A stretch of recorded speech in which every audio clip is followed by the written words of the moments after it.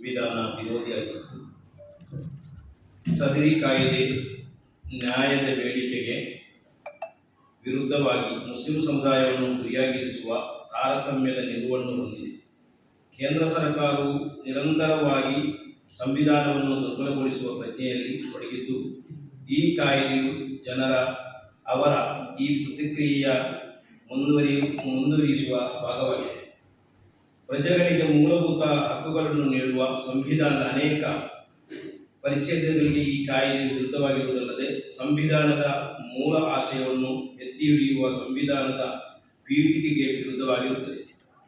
ವಕ್ಫ್ ಆಸ್ತಿ ನಾಶ ಮತ್ತು ಮಸೀದಿಗಳಲ್ಲಿ ದೇವಾಲಯಗಳ ಹುಡುಕಾಟದ ಕೃತ್ಯಗಳಿಗೆ ಆಳುವ ವರ್ಗದ ಪರೋಕ್ಷ ಬೆಂಬಲ ಜಾಹೀರಾತುಗೊಳ್ಳುತ್ತಿರುವಂತಹ ಸಂದರ್ಭದಲ್ಲಿ ಕಾಯ್ದೆಯ ಅನುಷ್ಠಾನ ಇನ್ನೂ ಹೆಚ್ಚು ಕಳವಳಕಾರಿಯಾಗಿದೆ.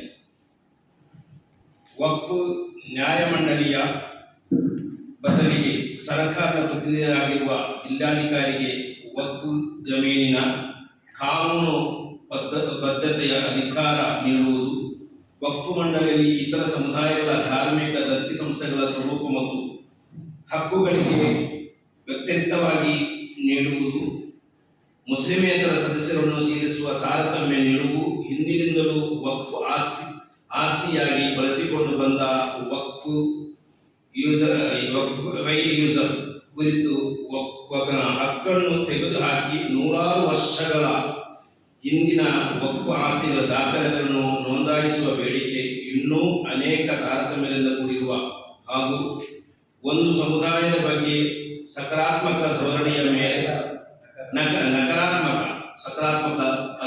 ನಕಾರಾತ್ಮಕವಾದ ಧೋರಣೆಯ ಮೇಲೆ ರೂಪಿಸಲ್ಪಟ್ಟ ಸಂವಿಧಾನ ವಿರೋಧಿ ಕಾನೂನಾಗಿದೆ ಈ ವಕ್ಫ್ ತಿದ್ದುಪಡಿ ಕಾಯ್ದೆ.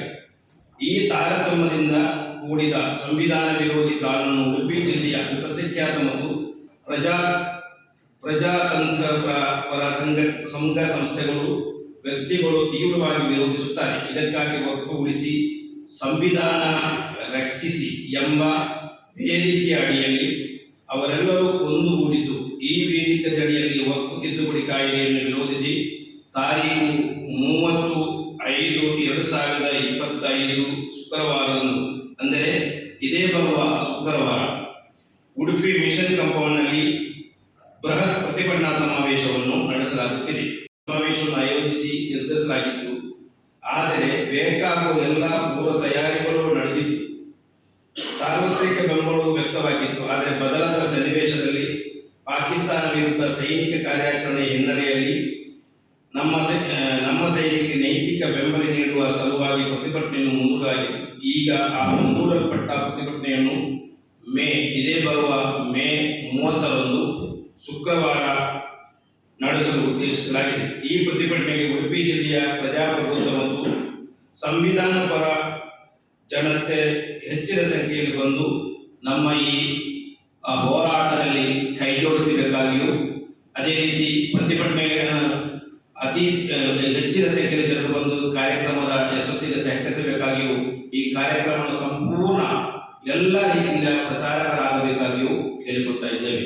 ಅದೇ ರೀತಿ ಈ ಕಾರ್ಯಕ್ರಮದಲ್ಲಿ ಭಾಗವಹಿಸುವ ಪ್ರಮುಖರು ಡಾಕ್ಟರ್ ಕಾಸಿಂ ರಸೂಲ್ ಇಲಿಯಾಸ್, ಅಖಿಲ ಭಾರತ ಮುಸ್ಲಿಂ ಪರ್ಸನಲ್ ಬೋರ್ಡ್ ವಕ್ತಾರರು, ಸಮಾಜವಾದಿ ಪಕ್ಷದ ರಾಂಪುರದ ಸಂಸದರಾದಂತಹ ಮೌಲಾನಾ ಮಹಿಬುಲ್ಲಾ, ಅಬ್ದುಲ್ ಹಮೀದ್ ಮುಸ್ಲಿಯಾರ್ ಮಾಣಿ, ಉಡುಪಿ ಜಿಲ್ಲಾ ಸುನ್ನಿ ಸಂಯುಕ್ತ ಜಮಾತ್ ಖಾಜಿ, ಜನಾಬ್ ಮೊಹಮ್ಮದ್ ಬಿನಿ, ರಾಜ್ಯ ಕಾರ್ಯದರ್ಶಿಗಳು ಜಮಾತ್ ಇಸ್ಲಾಮಿ ಹಿಂದ್ ಕರ್ನಾಟಕ, ಮೌಲಾನಾ MSM ಅಬ್ದುಲ್ ರಶೀದ್ ಜೈನಿ, ಕರ್ನಾಟಕ ಮುಸ್ಲಿಂ ಜಮಾತ್, ಜನಾಬ್ ಇಲಿಯಾಸ್ ತೊಬೆ, ರಾಜ್ಯ ಕಾರ್ಯದರ್ಶಿಗಳು SDPI ಕರ್ನಾಟಕ, ಫಾದರ್ ವಿಲಿಯಂ ಮಾರ್ಟಿಸ್, ಕ್ರೈಸ್ತ ಧರ್ಮ ಗುರುಗಳು, ಮೌಲಾನಾ ಅಬ್ದುಲ್ ಅಜೀಜ್ ದಾರಿಮಿ, ಚೊಕ್ಕಗಡ್ಡು ಸುನ್ನಿ ಪ್ರಮುಖ ಉಲಮಾಗಳು, ಸುಂದರ್ ಮಾಸ್ಟರ್, ದಲಿತ ಸಂಘರ್ಷ ಸಮಿತಿ ರಾಜ್ಯ ಸಂಘಟನಾ ಸಂಚಾಲಕರು, ನಿಕೇತ್ ರಾಜ್ ಮೌರ್ಯ, ಸಾಮಾಜಿಕ ಹೋರಾಟಗಾರರು, ಪ್ರಮುಖ ಭಾಷಣಕಾರರು, ಅದೇ ರೀತಿ ಶಿವಸುಂದರ್, ಖ್ಯಾತ ಚಿಂತಕರು ಮತ್ತು ಹೋರಾಟಗಾರರು, ಹಾಗೂ ಖ್ಯಾತ ವಕೀಲರು ಮತ್ತು ಇನ್ನಿತರ ಪ್ರಮುಖ ನಾಯಕರು, ಅದೇ ರೀತಿ ಅಬ್ದುಲ್ಲಾ ಉಮರಿ ಸಲಫಿ ಮುಖಂಡರು, ಇನ್ನಿತರ ಹಲವು ನಾಯಕರುಗಳು ಭಾಗವಹಿಸುತ್ತಾರೆ. ಅದೇ ರೀತಿ ವಿನಯ್ ಕುಮಾರ್ ಸೊರಕೆಯಂತಹ ಮಾಜಿ ಸಚಿವರುಗಳು, ಅದೇ ರೀತಿ ಇಲ್ಲಿಯ ಸ್ಥಳೀಯ ನಾಯಕರುಗಳು, ಪ್ರಮುಖರು, ಸರಿಸುಮಾರು ನಮಗೆ ಎಲ್ಲ ಉಡುಪಿ ಜಿಲ್ಲೆಯ ಮತ್ತು ರಾಜ್ಯದ ಪ್ರಮುಖ ನಾಯಕರು ಈ ಕಾರ್ಯಕ್ರಮದಲ್ಲಿ ಭಾಗವಹಿಸುತ್ತಾರೆ.